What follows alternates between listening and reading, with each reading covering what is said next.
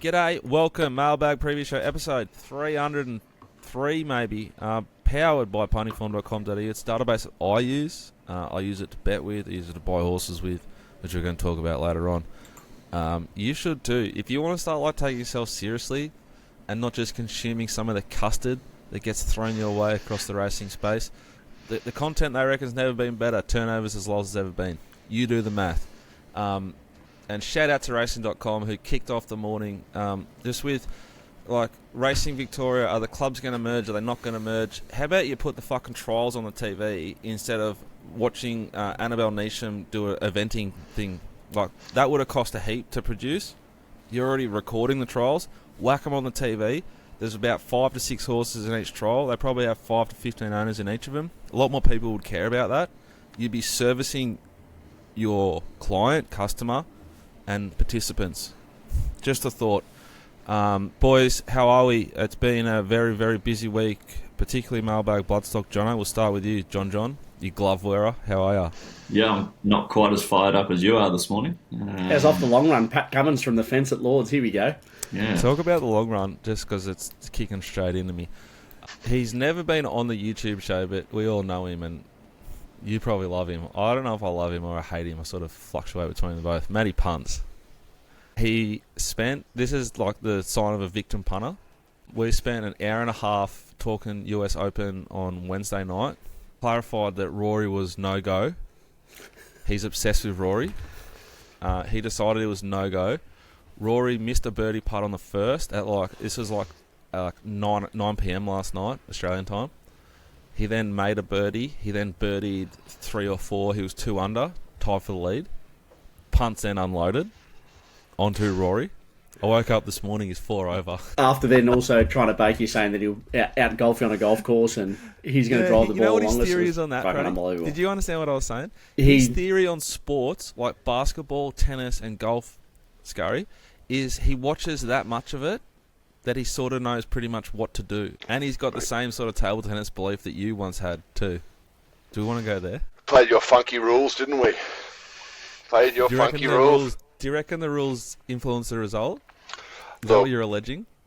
Oh, look, it was a close game. It was a fun game. As I said, I've been playing way too much tennis, so there's a bit of an adjustment to get back to table tennis.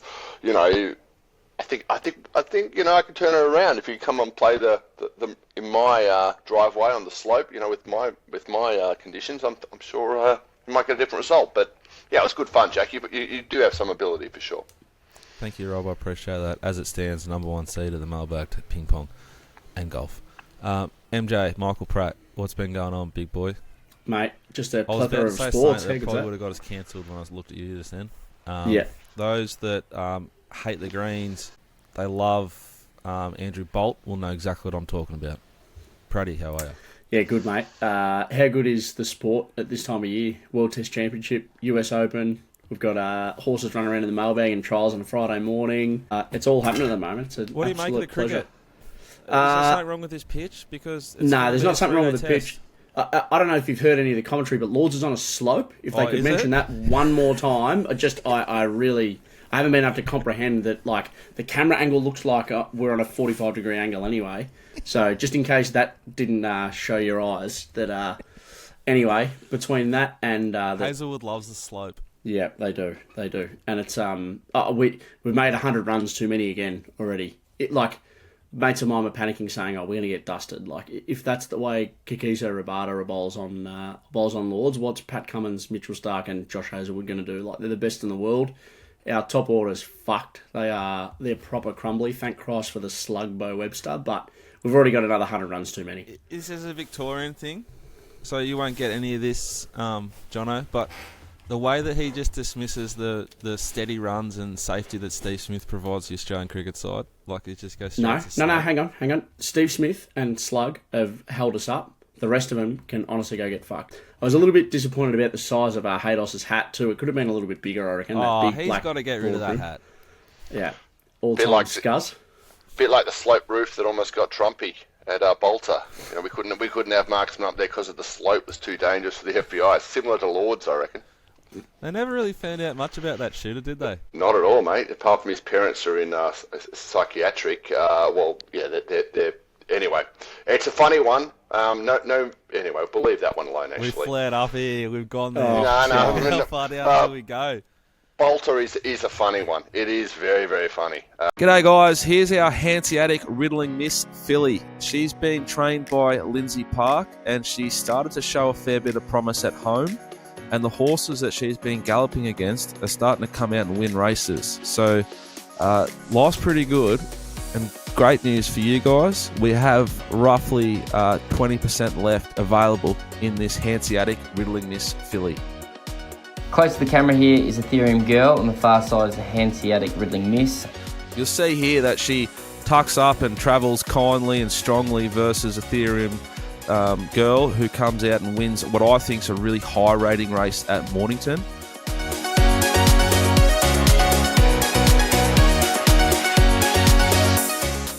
You'll see on the vision that she sort of held up key stages. The eventual second horse rolls out on top of her a little bit, and when she finally gets the chance to go straight after doing a good strong tempo early, she lets down. Ethereum Girl, late Ethereum Girl flying and got up to win. Closest in front here is the Hanseatic Riddling Miss. In the middle is Chills and Thrills, and on the far side on the rail is Divine Bellini. These fillies had a 600-metre jump out here. They all went nicely, particularly the Hanseatic. It showed nice turn of foot to be able to win this little 600-metre simulation that we gave them. So she's asked to go quick here, and she really does. The second horse there, Chills and Thrills, came out yesterday and won a really nice race on the synthetic at Ballarat. She was a really good winner, strong late, went straight, and the form around our filly starting to really stack up with winners.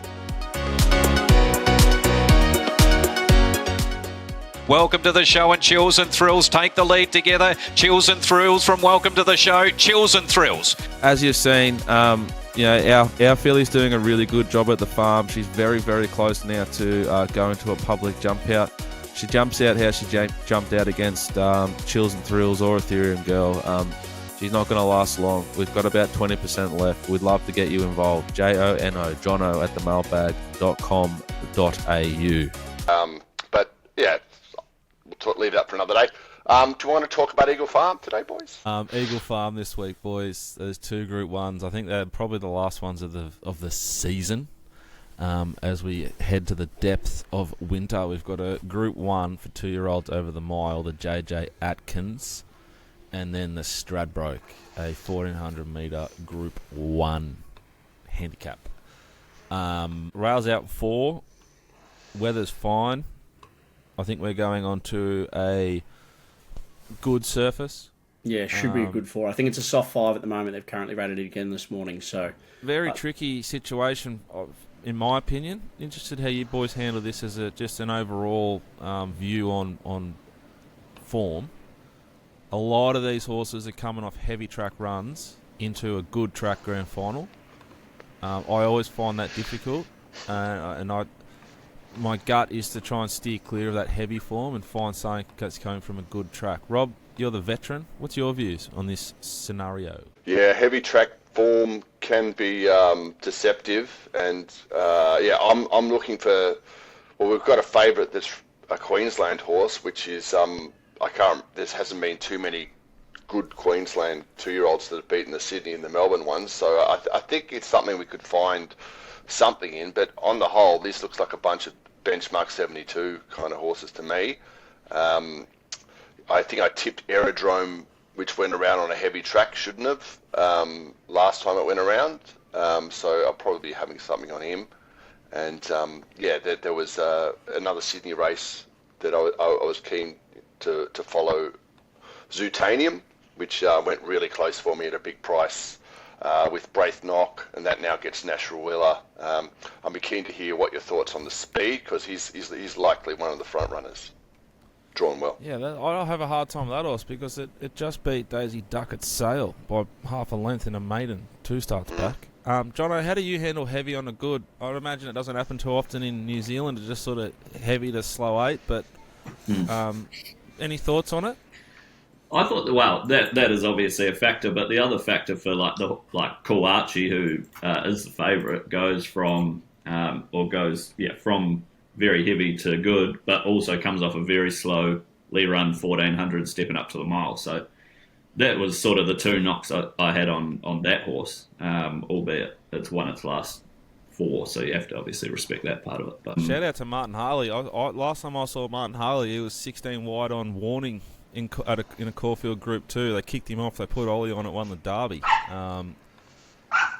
He's going at 16%, Martin, up there.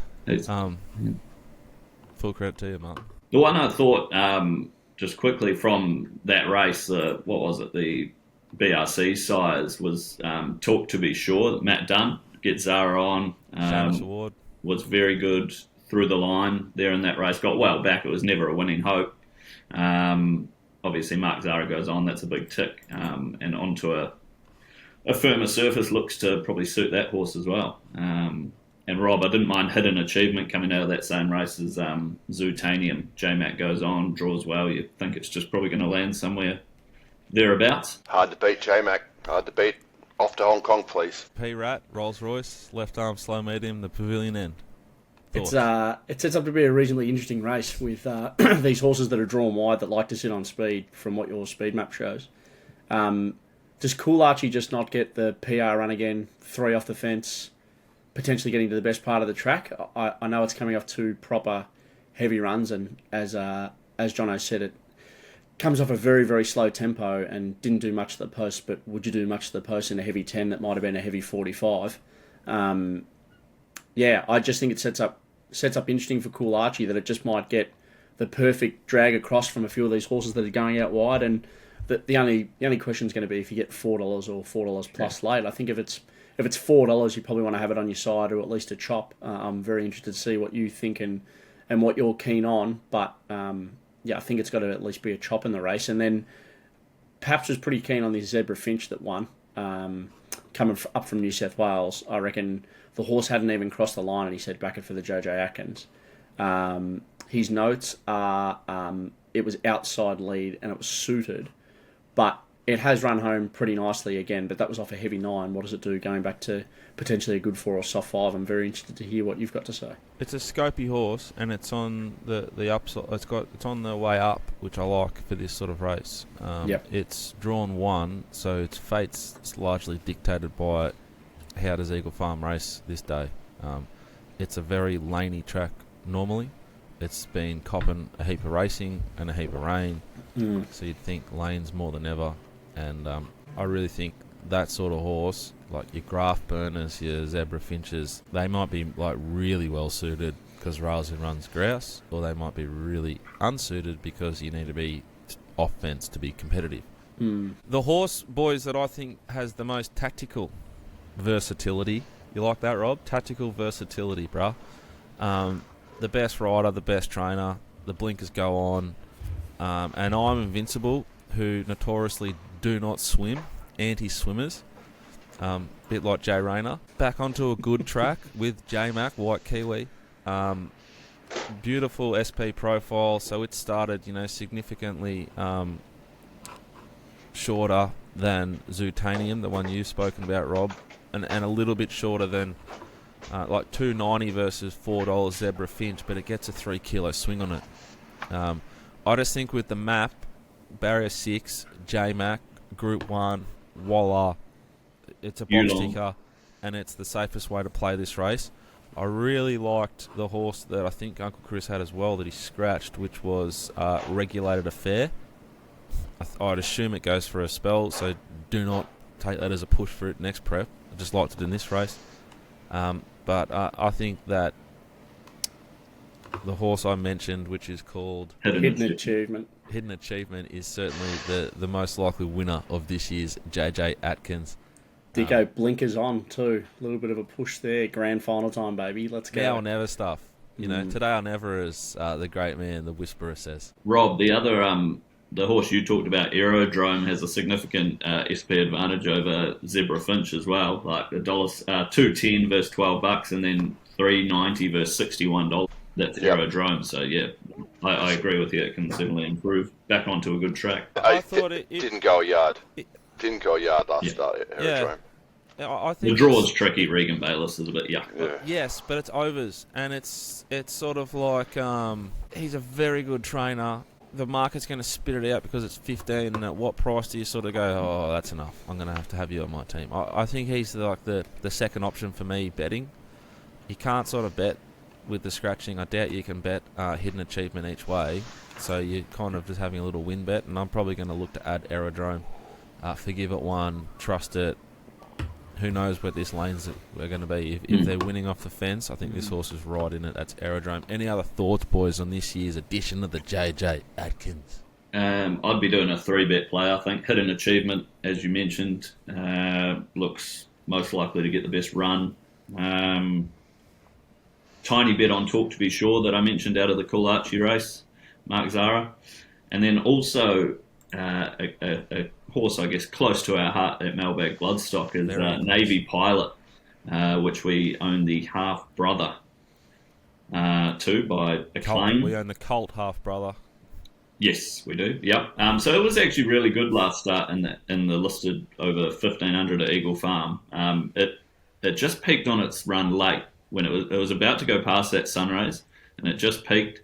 And I think, stepping up to the mile, it can certainly run well. It's been very well backed in early markets as well. Well, we pray to God, Zeus, I love Bilbo Baggins, that it does run really well and wins and becomes probably the third best of the family. The colt we've got showing every possible sign early. Potential stallion. That's all I'm going to say. There is maybe a bit available. Allegedly, Jono at themailbag.com.au. Also interesting, geez, this horse got up nice and early, didn't it? It's been up racing for a fairly long time, and it's tough as teak, deep into a prep. That's a nice pedigree. Ran very well in the English sires behind Vinrock. Only beaten 3, so looks good form. Very good.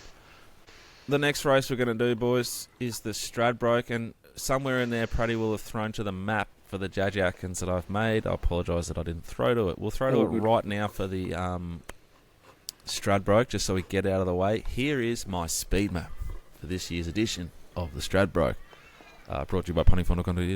This is race 8's 400 metre Group 1.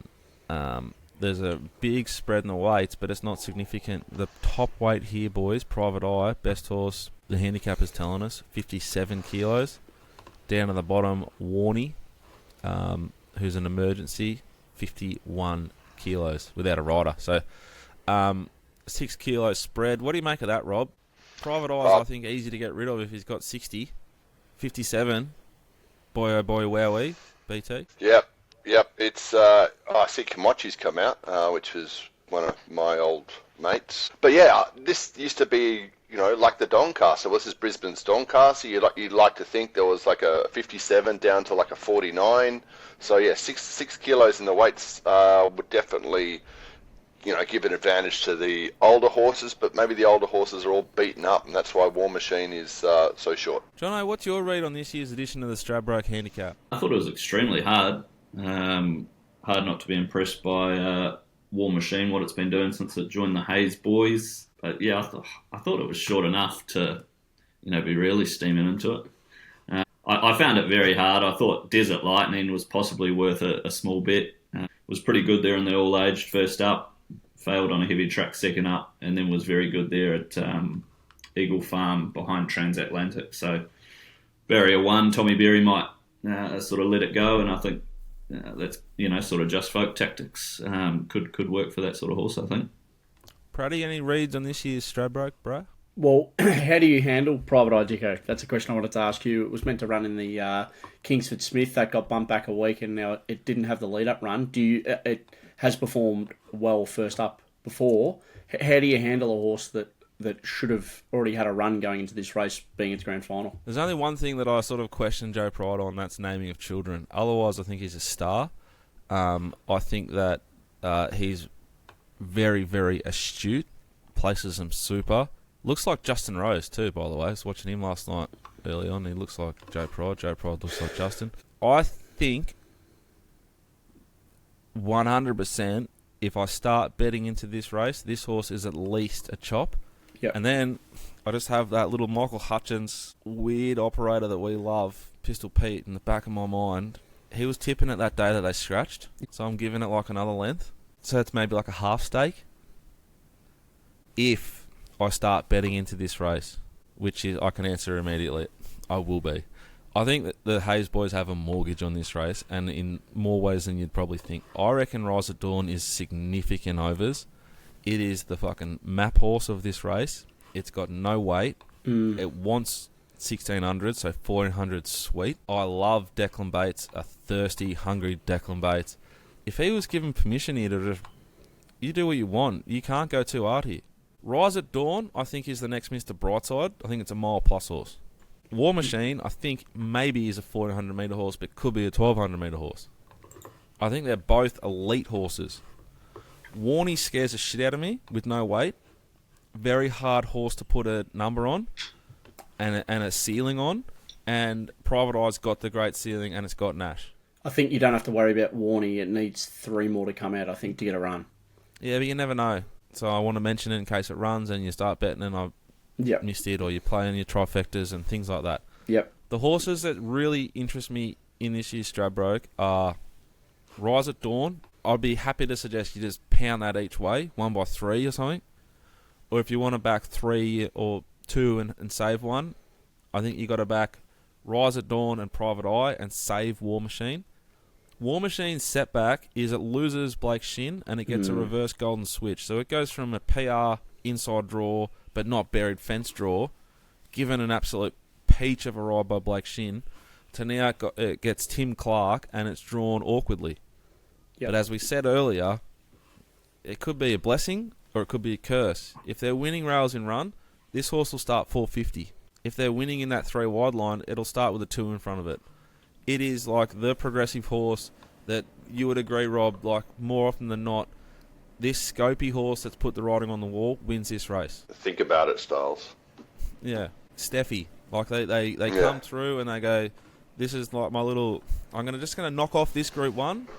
Then I'm going to go away and have a little spell and come back for the spring. He's that horse. He was enormous. When he started, not that much shorter than the instructor who beat it at Mornington, but he was slaughtered. Last start for the late, great Mike. The instructor was blessed. On pace dominated bias Mornington track. He's then gone out and was 3 wide early, 1-1 on brutal speed, pissed in Caulfield. Went up there, killed him. You don't know how much he had up his sleeve when he won the last race up in Queensland. It was like a barrier trial in stages. I think he's hopefully a 1200 metre to 1400 metre superstar in the making. War Machine. He's a very, very exciting horse. But I think at the prices, the bet is Rise at Dawn in the Stradbroke. He ran well in the Donny as well. I think he ran 4th in the Doncaster. I think not if beaten he went, far. If our horse or he went harder, I think he goes a lot closer to winning. There was the tempo and the race shape was awful for that horse. He was entitled to run 12th and he ran 4th, I thought. You're making a case, mate. Rise at Dawn's good runs are off brutal tempos. The par marks and the dot ball runs are when it's a slowly run race. The disgrace that was the All-Star Mile where he was playing, go look at your tempos. It was a walk. You look at the run before, it was brutal and he killed him. He's a good horse. He's capable of running from A to B extremely quickly at the elite level. And the faster Declan can go through the middle, I think the better this horse's chances are at the end, and it'll expose some of those that don't necessarily want this trip at that tempo. Anything else for this year's Stradbroke? I agree with that. Rise at Dawn and Desert Lightning were my 2. Yep. If you're pushing Desert Lightning, Jono, is there any knock Transatlantic that beat it? Well, it has to get a run, doesn't it, still? Nah, it's in now. There's been 2 scratchings. Komochi and Firestorm are out, so it gains a start. I mean, it does jump from 20. Loses Maloney, gets Angela Jones. Where it gets to, I don't know. But I feel like if you're giving a little push for Desert Lightning, I really think dropping 5.5 kilos that you have to give a thought to Transatlantic. That's my only 2 cents. Especially if it's on pace. If it's on pace out wide, that's where it's going to be. Bit of a ride like Get Along last week at Randwick. Out of Gust of Wind, Transatlantic, who I think was the last horse to beat Wink from memory. Goal, spot on. Never did a thing after, but it won one day at Hawkesbury. It was like that Pakistan Star. It was like 30 lengths off the lead and ended up winning maiden or something. That's a great one. If you haven't watched that replay, get in there and watch that. But also, it ran very well in a Melbourne Cup at like hundreds plus. I backed it. Oh, I reckon it ran 5th or 6th, something like that. Anyway, Transatlantic, definitely a chance. And Pierre, the Kiwi, if it gets a run, which looks highly unlikely, was very good behind War Machine. You just couldn't help yourself, could you? You got to throw it in there. Are we on it or not? Does it? What that felt like was real white Kiwi behaviour. You were sort of saying it without saying it. Are we backing it? Well, I'm doing like you did for Warney. You said if it's in there, you might need to have a little bit on it, which I'm just making sure I'm heard when it wins at 100 plus. Got him gone. Mark Duplessis though, so that's a bit. Ethan Brown and Mark. It's not a. That's our thoughts for this year's Stradbroke. We'll have bets everywhere across Australia, which we'll read out at the end as well. Let's head to Sandown, but before we do that, because I just got told what to say, and I didn't listen, and I actually didn't say. What we're going to do now, guys, is talk about what we did on Wednesday morning, throughout the morning, which was go further into debt, where we purchased 4 horses, John, off the Inglis Digital. Yep, yeah, indeed. 1.2 million out, 2.4 back. 1.2 out, 2.4 back. It was a very busy morning. 4 horses. What do we got? 1 going to Victoria, 1 going to South Australia, 2 going to New South Wales. Should we start with Sunsets? Jack? Very, very exciting purchase. Probably had 100, 120 for it. Paid 70. It's a Saturday horse every day of the week. It ran 3rd in the Derby to Riff Rocket, who had a lot of ability. It was a Group 3 or 2 winner itself. Sort of lost its way, poorly placed, I thought. We'll take it from Cranbourne to Euroa. It'll be trained by Lindsay Park, the brothers, Ben, Will and JD. And it'll get a real change of scenery. It'll be going up hills. It'll be looking at trees. It'll be cockatoos and all sorts of kangaroos and shit out there. It'll have a big change of scenery and a change of sort of placement and tactics, which I think will see us recoup our purchase price comfortably. The sky literally is the limit with this horse. He's got proper ability and big fat numbers. If we can get him past them, look out. If he maintains what he's doing, he's going to be a hell of a lot of fun and pay for himself. We thoroughly vetted this horse, us and Lindsay Park. Out and did all the work. Very, very happy with him, and really excited. He heads now today, I think, John, to Caroline's place to spell for a little bit. I'm not sure how long. We'll go and have a look at him on Tuesday and decide what the short-term plan is with him before coming through the system, and full steam ahead. But really, really excited to have Sunsets next up in our silks. Next time it goes to the races is wearing our silks. It's going to be trained by Ben Will and JD Hayes, who are doing a phenomenal job with everything. From I think it's interesting to see that horse, Dicko, when it's actually been put into a race in its 3-year-old campaign. In the Derby preview, it was sitting 3rd in run and ran 2nd to Gold Bullion and Ambassadorial. In the Neds Classic, it sat outside lead and beat Riff Rocket and then ran 2nd to Riff Rocket in the Derby. Like, if you have a look at its recent starts, bar one where it got absolutely dusted by yours and our favourite Keatsy boy at Maui. But again, that day at Maui, tactically, it just handed it to Keats on a plate. Yeah, 100%. It'll, if the boys can do what they've been doing to all the horses you've sent there recently, that's a very, very exciting purchase. Jono, next. Yep, indeed. The one going to South Australia, Ghazi. El Manzor out of Princess Kiridu, who was a very good horse over here. Jack gets a horse with a lot of promise. A lot of promise and lightly raced. They've done all the hard work for us. We're able to pick this horse up for less than half of what I would have paid. So hopefully they don't hear that. That'd make them cringe, but it's the truth. All the work done. Butch did a lot of work behind the scenes on this horse. Very, very happy with him condition-wise and where he's at, and there's no faults, or he's sound as they get. And he's only had the 2 starts in his career. He's a 3-year-old gelding. As Jono said, he's got a nice pedigree from Kiwi land. I think they paid almost 200 Australian for him as a yearling or a ready runner. But we haven't had to pay for that education in Australia, and he's coming out of everyone raves about Graham, including Graham. He's doing a great job, Graham Begg, but he's a great place for a horse to be educated as well from my point of view when looking to buy him. And I think this horse presents really good upside and value. We're going to win a maiden with this horse comfortably. He started $21 on debut over 600 metres at Pakenham behind a horse called Dark Simba. I think Dark Simba's a group horse in the making. I think it's a little bit interesting to go real off topic, but you look at some of the horses in the J.J Atkins, they're trainers that are sort of like all or nothing trainers. And then there's Lindsay Park that are placement trainers. That Dark Simba could have been in Queensland 2 starts ago in all sorts of races. They've just taken their time. It's a very, very nice horse. I think it'll be a group horse, and it'll be like the form will look a lot better in 6 months for this horse, Ghazi. And then it went to Cranbourne, was given none from a good draw, but given none tactically, was the meeting second fastest last 200 metres in a 2,080 metre race. So, a really strong profile for a $16,000 horse. As I said, had a lot more than that for this horse. I saw this horse parade that night because we had Highlands run. I really liked it on type, and I'm really, really excited about this horse. This is like the same night, right, that Silent Shares ran. This is the night at Cranbourne, I reckon, because I was there. Hopefully this isn't wrong, but this is what I remember. Silent Shares wins this night, and it comes from back and wide and fucking hoons home over 1,000 metres. And then this horse is the second fastest over 2,000 of the whole night. That's a sort of speed comparison. So you can get lost sometimes in, I think, in like meeting splits and shit like that. These are legitimate. Silent Shares went to Sandown, a good race, and was good again. So it's all relevant. I really like this horse.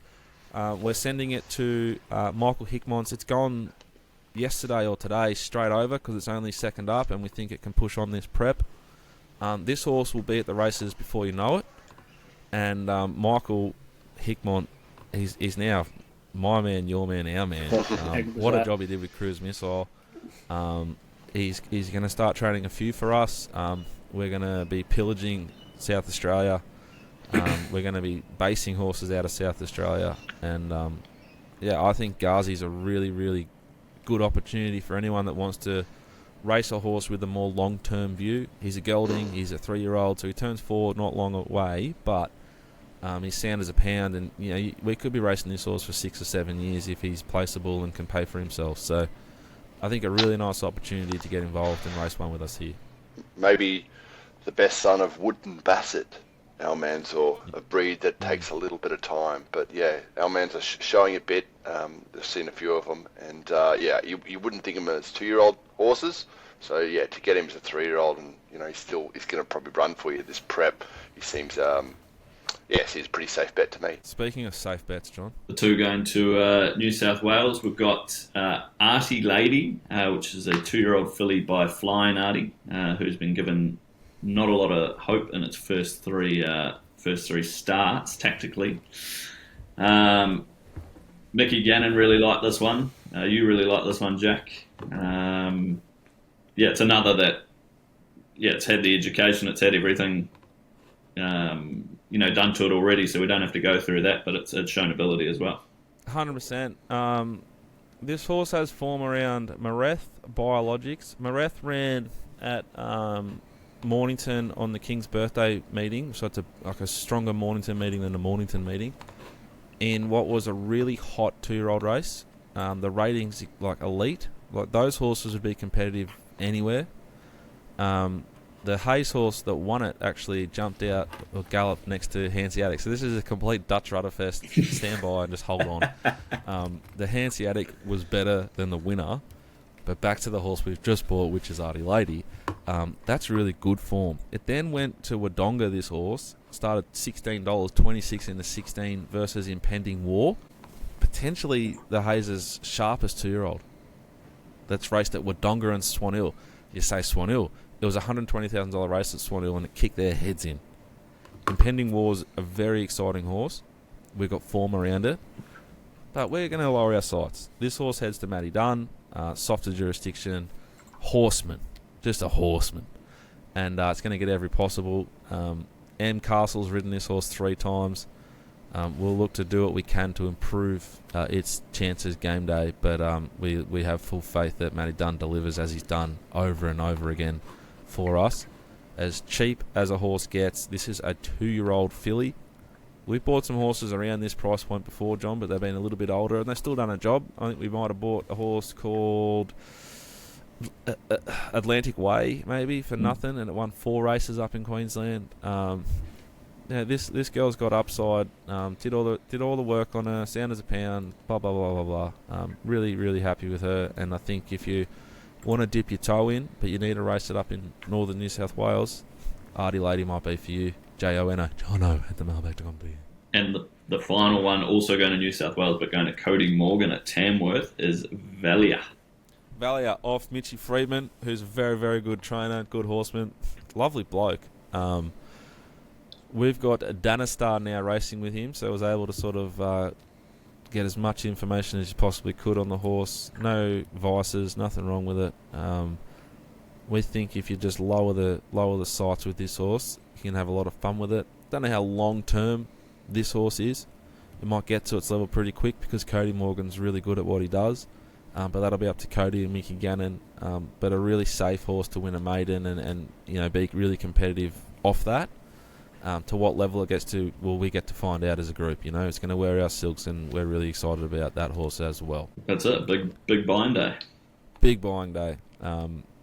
Big buying day. And also on Wednesday, Chills and Thrills came out and won another 2-year-old race for the Hayes boys. Maybe winner number 17 for him for the season. Unbelievable stats.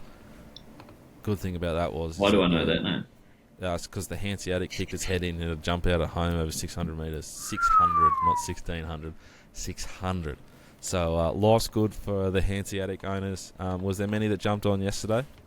There was a few. Well, there's definitely a couple that have jumped on and bought a share. There was a lot of interest though, so I'm expecting a few more emails today. Big chance that horse jumps out Friday, 7 days from now. I'm a man of my word. We're selling it at what it owes us right now. We won't be next Friday. So if you're interested in that too, Jono, Jono, at themailbag.com.au. We've got an abundance of horses. Come race them if you want. If you don't. You do you. But that's what we've got for sale. And here's what we've got ahead this weekend. At this stage, John. P-Rat. Are you coming, P-Rat? 50-50. Trying to 50-50. That sounds like 60-40 trying to weasel my way. Yeah. We'll see how good I can be today. Potentially got 3 runners. I've potentially got 3 kids going. Definitely got 3 kids, just if they're going to come to the races or not. Pretty's out. It's probably going 40-60 now. No. We have Until Valhalla in a $130,000 benchmark, 78 fillies and mares over the mile. Drawn half tricky, but I think okay. We have employed again the services of young Logan Bates. Shout out to Logan. On a very dark day for us with Mr. Tadashi, I was just doing the map for him and for us, and I realised it was his only runner and ride for the day, so he had to drive from the Peninsula somewhere to Ballarat on a Wednesday afternoon. Ooh. So very grateful for that and appreciate him greatly. But he rides Until Valhalla for us, race 5 at Sandown on Saturday. Might consider not running the horse if the track's too firm. Not that she's not sound, just that she's stronger than other horses when the going gets tough and wet. But I do think the map's suitable. I think we'll get across already with a few come out. Korobiniki was in and it run and won yesterday at Sale.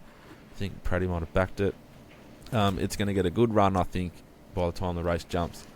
Our next runner is having its first crack at 800 metres for us, John.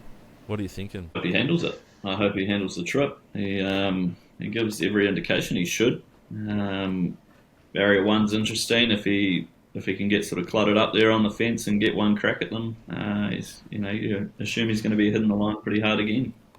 Drawn soft, Yendall Sticks, meets Milford, Charterhouse and Kettle Hill, roughly around the same sort of at the weights, and start at $5 versus 51 Milford, 51 Charterhouse and 26 Kettle Hill. Again, the price here, in my opinion, is short. I think the Valhalla price is more than fair if you're listening and hoping for a tip. I I couldn't stop you having a bet each way until Valhalla. I have a hard time stepping into this horse at $6 or $5, whatever they're offering us, just because winning's not a habit for this horse. Earning prize money is, but we don't get paid when you're betting on prize money. So I think we're going to get a really nice run, and there's going to be no excuses, and we're going to learn if he gets 1,800 metres or not. I think he will. I think he's a really good chance, but I just think at $5, very, very short. And our final runner... Before you go on, Dicko, that is race 7, number 11, Windstorm, for those playing at home that were wondering what horse you were talking about. On to race 8. Our final runner, and easily the most exciting horse for me on Saturday, and probably for the last month, is Katsu. First up for us with Ben Will and J.D. Hayes. Logan Bates rides, barrier 13 at this early stage.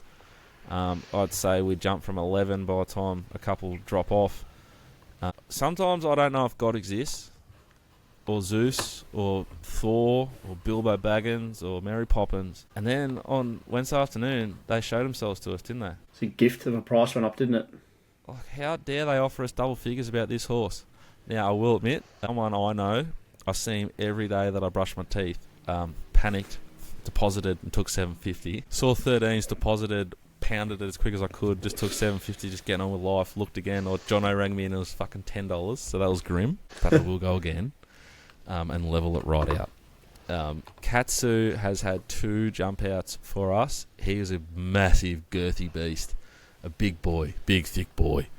And he's been managed really well by the Hayes brothers. It's a good challenge for them to get one off Graham and Graham Begg and try and improve it. I think he's much better than this grade of race, which is why he was given 63 kilos. But I really think he should be carrying 66 or 67. I've got big hopes for this horse, and they kick off on Saturday. He doesn't need a win to justify our, levels of excitement, but I think he's going to run really well. I think he's the easiest each-way bet of all time.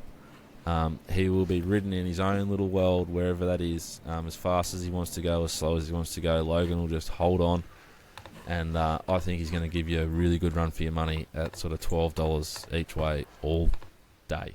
I was just going to say, he loves the hillside track. He's won there, and he's run a very close third there as well. And I think he only just brushed over those jump outs. They were very good, and the first one was behind Neons, who came out and won a group race or a listed race first up. And then Who Deers in the second one, who ran a very good race there at Swan Hill in their the Golden Topaz, yeah. Topaz. That was an enormous run. Yeah, the format of his jump outs is really good. He couldn't have done anything more than he's done.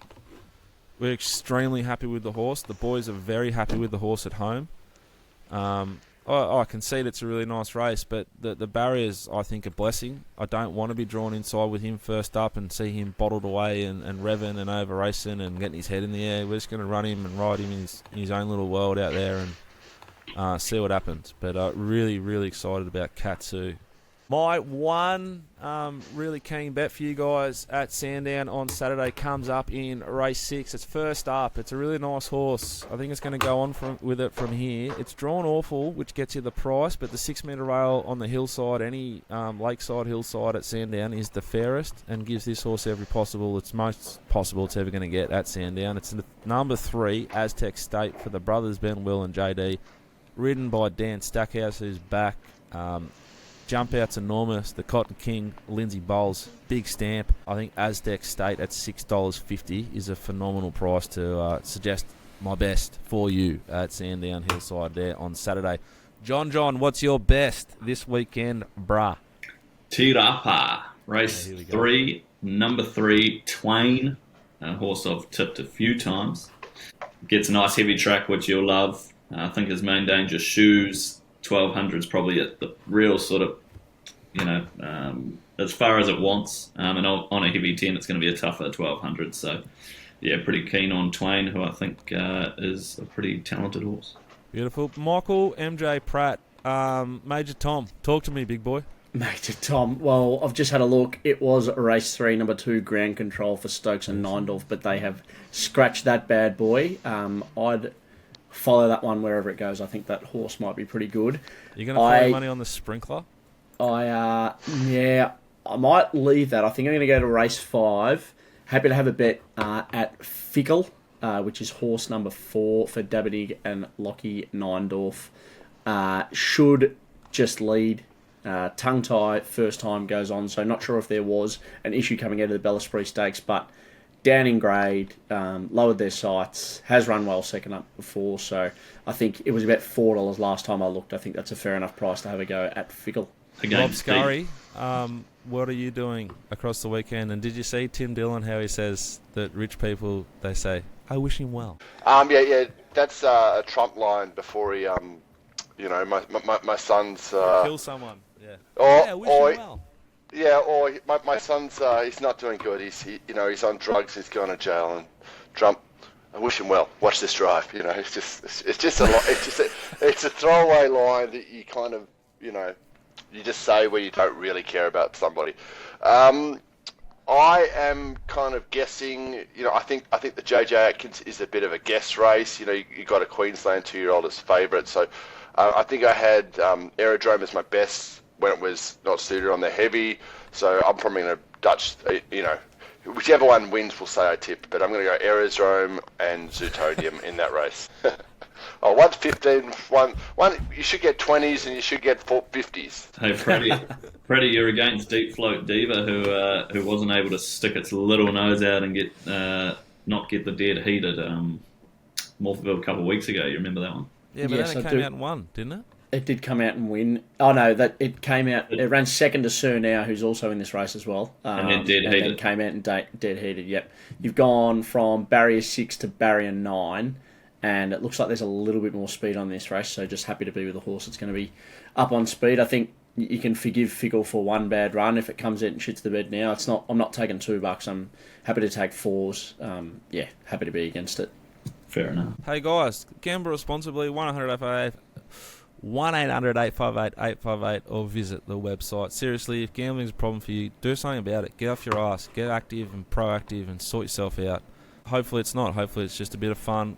Or it's how you make your money. But chances are you're about to lose. That is, of course, unless you go to the mailbag.com.au. We can hold your hand.